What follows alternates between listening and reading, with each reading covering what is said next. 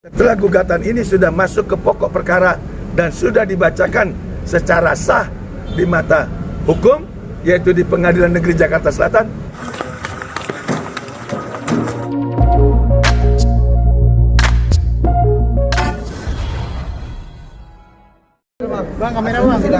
Oke, hari ini adalah kita pembacaan gugatan yang telah kita sampaikan di depan persidangan, bahwa gugatan kita itu yaitu perbuatan melawan hukum, di mana jelas di dalam isi gugatan kita itu salah satunya yang kita sangat sayangkan adalah pihak tergugat 1 dan tergugat 2, yaitu Jessica Iskandar dengan saudara Vincent Verhaak, itu melaporkan klien kami ke Polda Metro Jaya dengan nomor registrasinya yang kita sudah bacakan, bahwa itu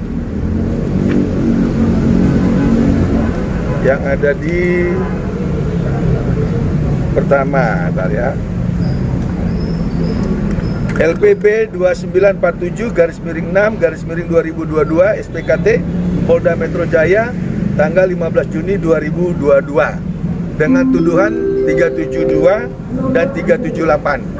Nah, berdasarkan laporan ini, pihak tergugat 1 dan tergugat 2, yaitu Jessica Iskandar dengan Vincent Verhaak, melakukan press conference yang dikatakan menurut pendapat hemat kami secara hukum itu tidak ada izinnya.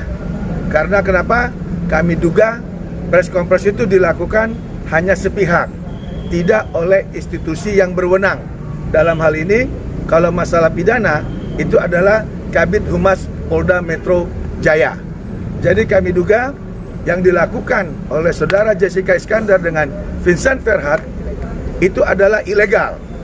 Dan itu jelas untuk menyerang seseorang warga negara Indonesia yang lain yang juga dilindungi hak asasinya, dilindungi oleh undang-undang, yaitu sebagai klien kami yang dikatakan penipu, yang secara terang benderang, tanpa tendeng aling, tanpa diberitahukan, tanpa diterangkan secara rinci arti maksud tujuannya menggelarkan press conference tersebut.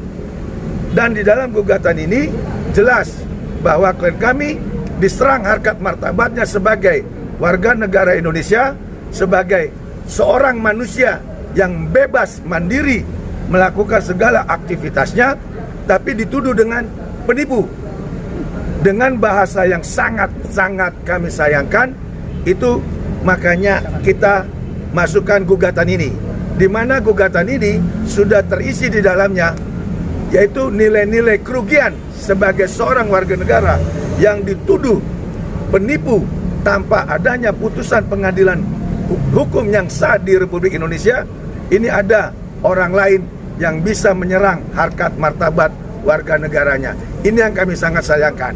Sehingga dengan ini kami sudah mengucapkan puji syukur, gugatan kami sudah bisa kami bacakan di Pengadilan Negeri Jakarta Selatan dan sudah didengar sama pihak ketua hakim dan hakim anggota serta panitera.